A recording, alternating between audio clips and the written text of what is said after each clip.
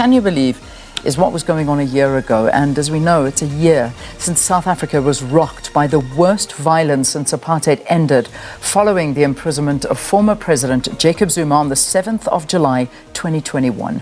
Now, the resulting protests triggered unrest and looting on a large scale, leaving more than 300 people dead and billions of rands lost to the economy. Shortly before a midnight deadline on the 7th of July, Zuma left his homestead in Nkandla in a convoy of cars to hand himself over to authorities.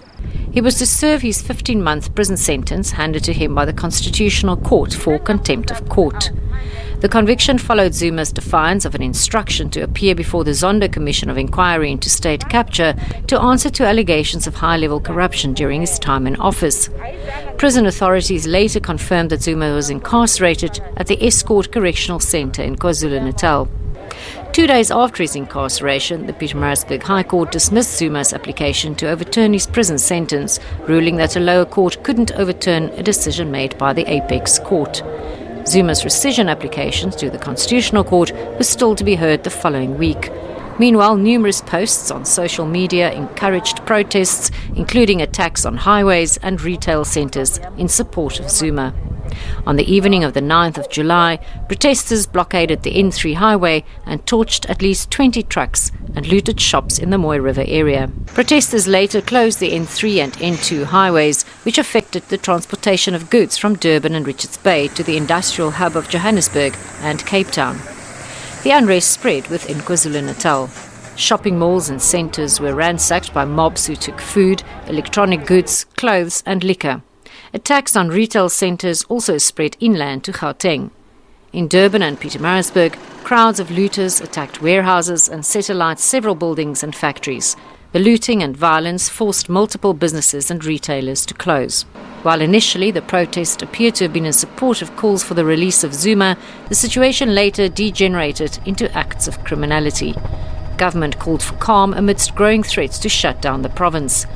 The outnumbered and under-resourced police force failed to quell the wanton looting and destruction.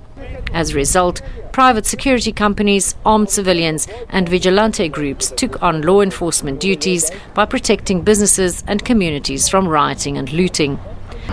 We've got our own neighborhood watch there as well. We've been sitting out whole day, whole night. As I'm standing here, just came from our night shift, straight here to come and get some food and stuff because we really need this. It's terrible what's happening out there. This stoked racial tensions between black and Indian South Africans in Phoenix, north of Durban. The area, with a majority of Indian residents, armed themselves to fight off looters, and several racially motivated attacks and killings reportedly took place. The majority of the more than 300 fatalities were attributed to stampedes during the looting sprees. Both the Durban and Richards Bay ports ceased operations. Damage to transport infrastructure caused fuel and food shortages, which led to queues outside petrol stations and grocery stores. It is a scramble for essentials. Here where we are, people are having to use cards only because they're not accepting cash.